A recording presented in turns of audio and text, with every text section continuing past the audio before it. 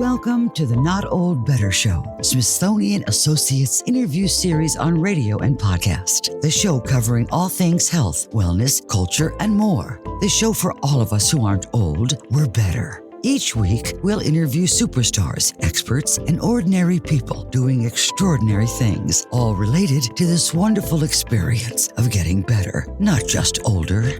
Now, here's your host, the award-winning Paul Vogelzang. Welcome to another exciting episode of the Not Old Better Show Smithsonian Associates interview series on radio and podcast. I'm Paul Vogelzang. This is where we explore the minds and discoveries shaping our world. Today we have the privilege of hosting Smithsonian Associate Dr. Joseph LeDoux, a distinguished neuroscientist and director of the Emotional Brain Institute at New York University. Dr. LeDoux is a returning guest. He's not just a leading expert in neuroscience, but he's also an insightful author whose latest work, The Four Realms of Existence, a New Theory of Being Human, challenges long-held views about the mind and body. Smithsonian Associate Dr. Joseph LeDoux will be appearing at Smithsonian Associates coming up, so please check out our show notes today for more details. The title of Dr. LeDoux's Smithsonian Associates presentation is The New Theory of Being Human. But we have Smithsonian Associate Dr. Joseph LeDoux today. And in this episode, Dr. LeDoux will unravel how modern science debunks the traditional mind-body dualism and introduces us to Dr. LeDoux's groundbreaking framework that describes human existence through four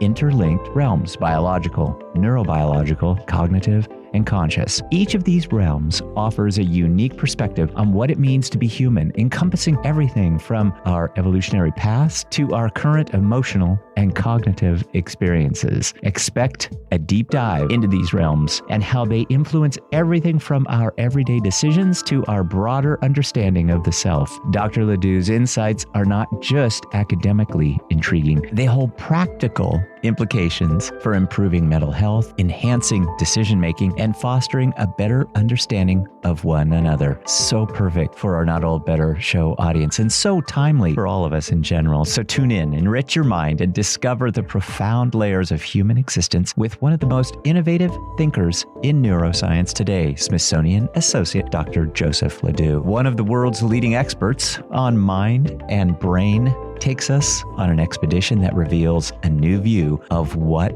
it is that makes us who we are. He's author of the new book, The Four Realms of Existence, a New Theory of Being Human. Smithsonian Associate Dr. Joseph LeDoux. Dr. Joseph LeDoux, welcome to the program. Thank you. Thanks for having me. It's so nice to talk to you. We have spoken before. It's always interesting to connect, and I'm excited to get into this subject today. Of course, your upcoming Smithsonian Associates presentation, The New Theory of Being Human. You've written a wonderful new book, The Four Realms of Existence. We'll get into all of that, but why don't we just start kind of at the start and maybe tell us a little bit about what you're going to tell us at Smithsonian Associates. Tell us briefly. And I think our audience is always eager to use Zoom because I think it engages all of us so nicely. And how will you be using Zoom to do that? How will I be using? I'll be giving a PowerPoint presentation that summarizes the book. And you asked what's underlying the book. The previous book I wrote was called The Deep History of Ourselves, the 4 Billion Year Story, How We Got Conscious Brain. And I consider that, looking back at it, as a story of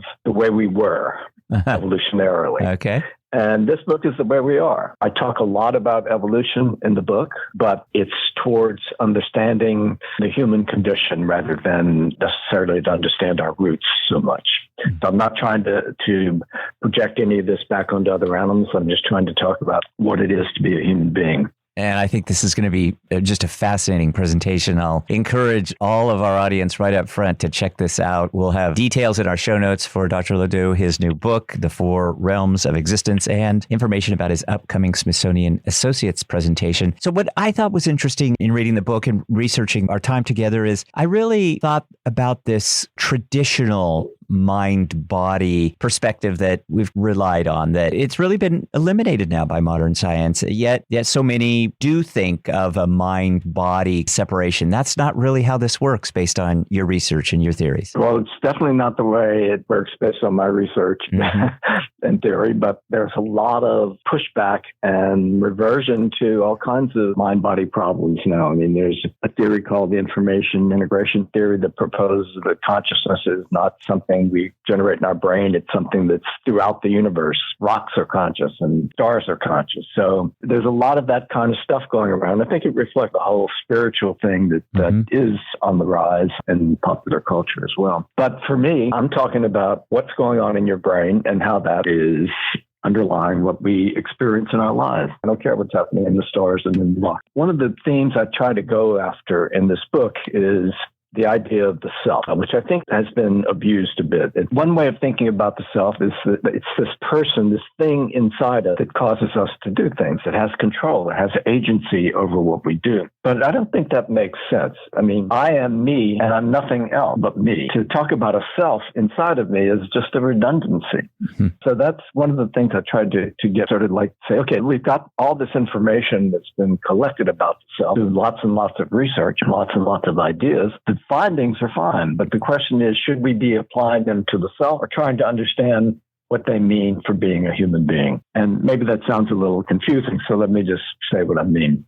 The self and personality are a rich source of data, and I think, though, they need a new conceptual home rather than the topics like self and personality that is currently the home of those findings. So what I came up with was a 4-part partition of mind and brain and human existence that I think can subsume everything we know about psychology and neuroscience in one framework without having to talk about the self. There's only one version of the self that I allow in this framework, and that is the self as an idea, the self as a narrative of who you are. And that is fine, because that is not a self that's doing anything. It's just your understanding. And we're constantly rewriting our narratives and remaking ourselves. And we go in one situation, we're one person. Like if you're with your family, one person. If you're on a job, you're a different person. If you're teaching in class, you're a different person. So you're not one person, one thing. We have lots of, I would say, persona, maybe, if you want to call it that. Mm-hmm. But the point is to get to a framework that will account for all this stuff. So the basic idea is we have 4 realms. The most fundamental is the biological realm. Everything that has ever lived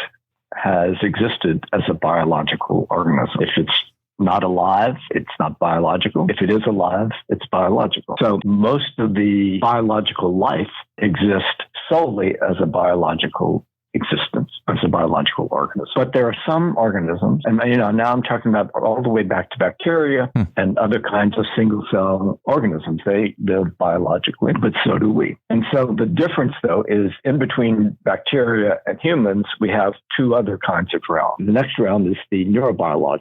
That means organisms that have a nervous system. Now, only animals have nervous systems. Plants don't have nervous systems. Fungi don't have nervous systems. Bacteria don't have nervous systems. Those are only possessed by animals. And what the nervous system did when it initially evolved was to allow the biological realm of existence to become more effective and more efficient, because now you have a nervous system that can control the biological functions. At the same time, the ability of the nervous system to function depends on these biological capacities. So it's a kind of interactive loop between the biological and the neurobiological. Without the biological, the neurobiological can't exist.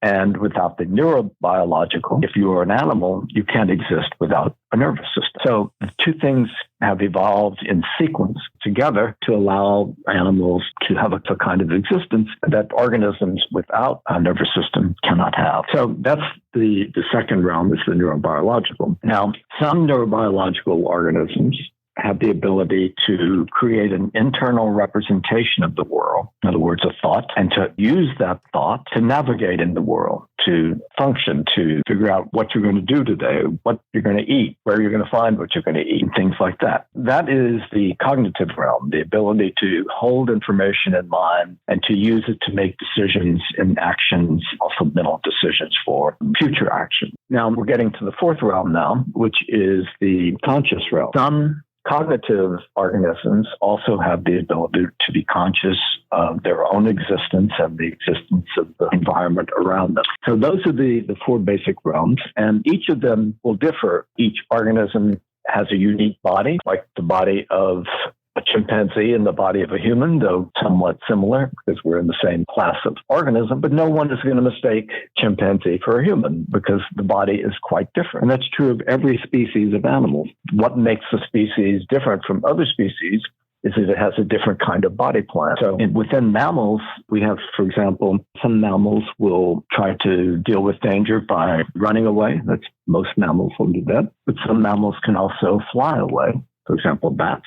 And some can swim away, marine mammals. So what you do and how you do it is not the key thing. What's key is that you do it. In other words, you have certain sort of survival responses that are necessary to get by. You have to be able to balance fluids and ions in your body. Otherwise, you get dehydrated. You have to be able to provide fuel for your metabolism. In other words, you have to eat and digest it. You have to be able to detect danger and respond to it. And for your species to survive, you have to reproduce. There are many, many ways in the animal kingdom to do those kinds of things, and they all depend on the kind of body you have. So again, it's not how you defend yourself against danger or how you find food. It's that you defend and that you find food. These are primitive kinds of things that are just built into the idea of an organism. But the body type that dictates how that gets implemented. So fascinating. So getting back to this idea of narrative and story that we create about who we are. So the idea then would be, it's not how you do it, it's that you do it. And so in each instance, we do something different to respond to our environment. And the story then is applicable to each one of those situations. And that's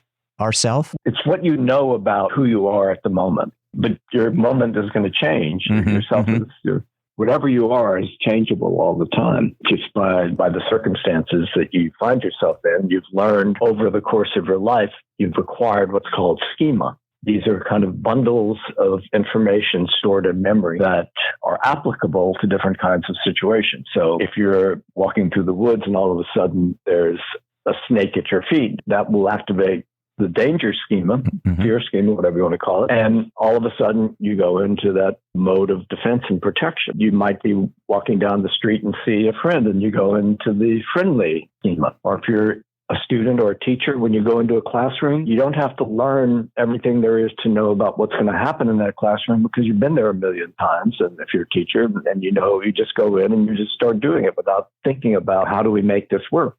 Just works because you've done it so often. And the same with students. They go in knowing what to expect. Let's say instead of being in a classroom, you're in a jail. You've been picked up. You don't know what to expect because hopefully you've never been in jail. But now all of a sudden you're in a situation where you just have no idea what's going to happen and how that's going to unfold. You don't even know why you're in there. I guess you've been told something if you were picked up. The point is that these schema are so useful because they allow us to, we learn them throughout the course of our life, all the way from the earliest stage when we could form memories and put that into coherent schema. And then those become the templates for what I referred to earlier as an internal model of the world. So the schema set up the model, and then the present situation, the information coming into your brain about the situation you're in activates the schema, but it also allows the schema to be updated as the situation changes. So that schema is the foundation for the mental model where you begin to be able to make decisions on the basis of what is happening out there in the world. You're not just a stimulus response robot responding reflexively to anything that happened. This is now a situation where you are using your understanding of the world, your understanding of your relationship to the world to make decisions that are useful to you in your life. And that's what the mental model does. Now, in my perspective, that mental model is not a conscious experience. It's a non-conscious representation that allows you to behave and act in a certain way. Right now, I'm just talking to you. I'm not planning a single word that comes out. It is all coming out from my non-conscious mental model. Now, if I make a mistake and I have to pause and think about it, then I'm going to talk to you through a conscious mental model. But normally, we're running with that non-conscious mental model, doing a lot of the cognitive work and the decision-making for us. But when we need to jump up to the next level, consciousness is there to give a broader perspective and to be more contemplative and deliberative in what we do. So the realms interact. They're constantly updating and they're working with one another, I guess is a way to put it. They do interact, and in so doing, they contribute to our being. Yes. So it's one's out of kilter, then the whole system has a problem. Because let's say you have a lesion or something, some kind of problem with this part of the brain that I've worked on, most of my career, the amygdala. Now, the amygdala is often talked about as the seat of fear. And I talked about it a long time like that. But then I realized that was not the right way to propose or to talk about that. What the amygdala actually does is detect and respond to danger. Now, that is an automatic response. The stimulus comes in and the response goes out. Whether it could be automatic because it's innate, or it could be automatic because you've undergone some kind of conditioning, for example, Pavlovian conditioning that would cause that stimulus, necessarily the snake, but maybe the place where you saw a snake before. When you got there, that might be a Pavlovian reaction that then comes out because you formed an association between that. So if the amygdala is damaged, then you are not going to be able to have those automatic responses to the snake. You're going to have to then be using the cognitive interaction with the environment and the conscious interaction with the environment to manage. So it's fortunate we have those other two levels, because otherwise when we lose the lower level, we would be in trouble. And we still would be in trouble because the lower level, neurobiological level, prevents you from stepping on that stick because it's fast. The other systems that are trying to deal with this, the cognitive and the conscious, are more deliberative and take more time and will not be there for you in the moment until you've created the model and tried to work it out. So each of the realms, ideally, is functioning together to keep you a whole entity, a whole organism. Your entire being as an organism, it's an integration of all four realms. None of them are more important than the other for the organism.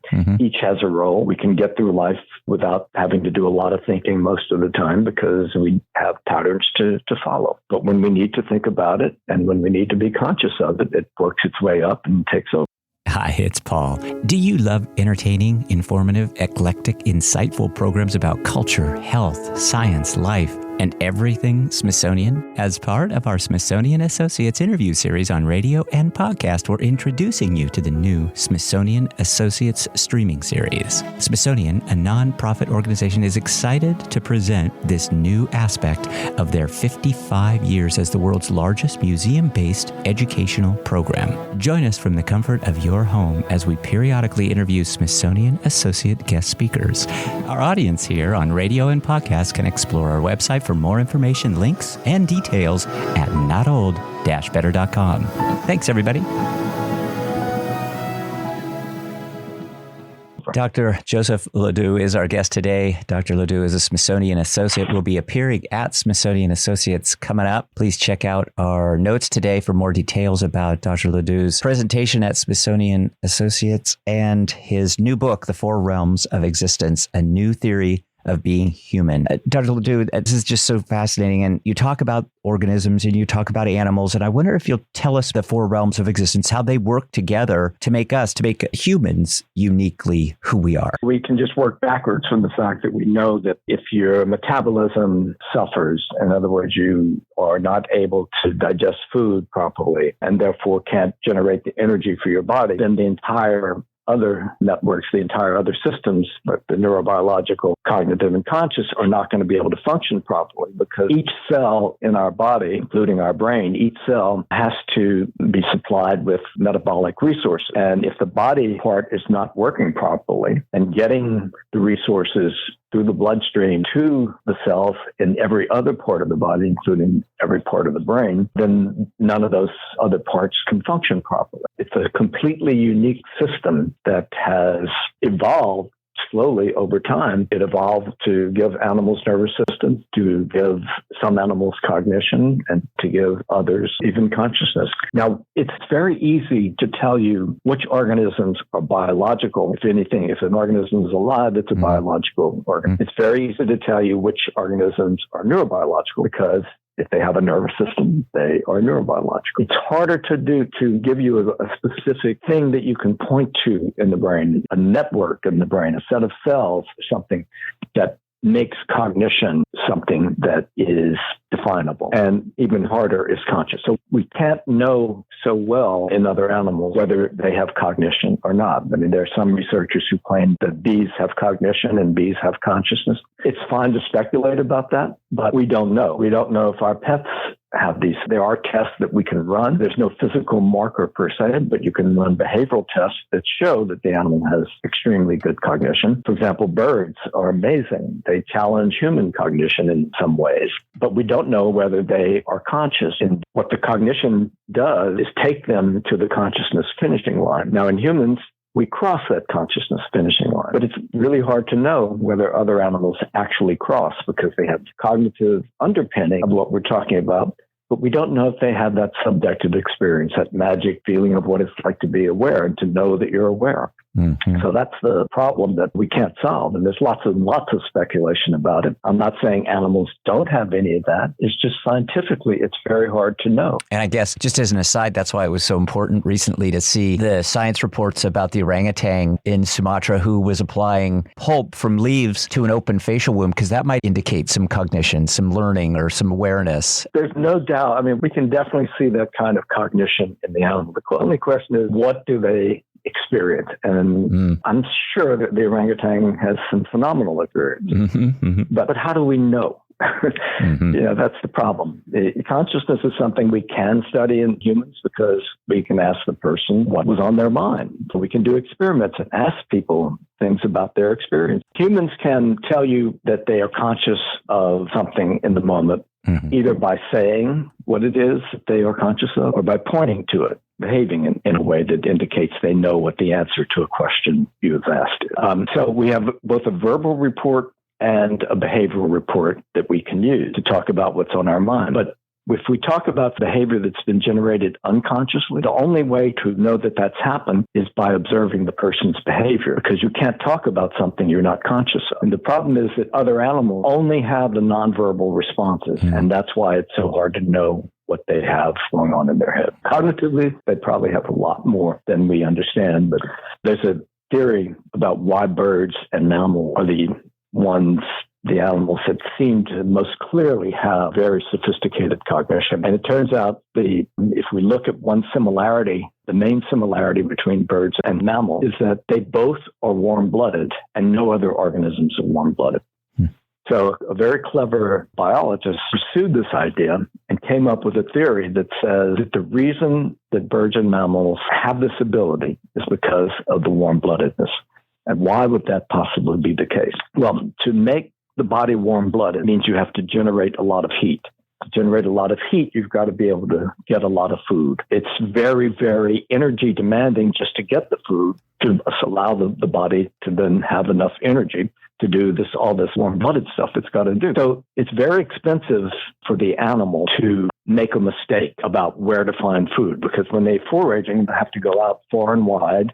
They have to know what weather is today. They have to be able to also predict what season they're in. They have to know where they might find the food, whether there might be predators there, or maybe if there are likely to be predators there, maybe we can go to a different spot where there are fewer chances of encountering a predator, and on and on. So it's this ability to plan that may have driven, in connection with warm-bloodedness, both the warm-bloodedness and the cognition that we see in birds. I find that fascinating. Yes, that is fascinating. That's not my theory. It's just something I really love. I love this too. Smithsonian Associate Dr. Joseph LeDoux is our guest today. Dr. LeDoux is author of the excellent new book, The Four Realms of Existence, a New Theory of Being Human, also the title of his upcoming Smithsonian Associates presentation. Dr. LeDoux is director of the Emotional Brain Institute at New York University. We'll put links so that our audience can find out more information about Dr. LeDoux and all that he does, including his new book, The Four Realms. Dr. LeDoux, thanks for your time. I could talk to you for a lot longer, but this is a great start, and the rest of it we'll learn at your upcoming Smithsonian Associates presentation. Oh, thank you. I really appreciate the time you put into this, and it was fun. Thanks.